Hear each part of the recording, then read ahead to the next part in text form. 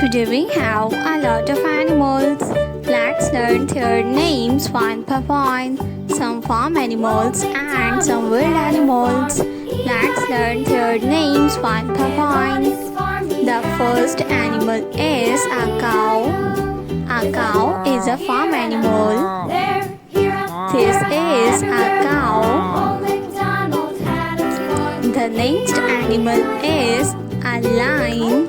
This is a lion. A lion is the king of forest.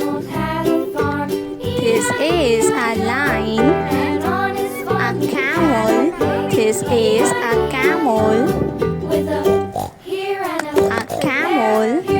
The next animal is a leopard. This is a leopard. A leopard. The next animal is elephant. This is elephant. Elephant.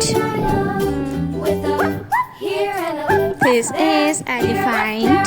A deer. This is a deer. A deer.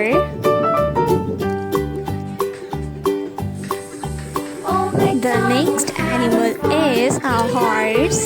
This is a horse.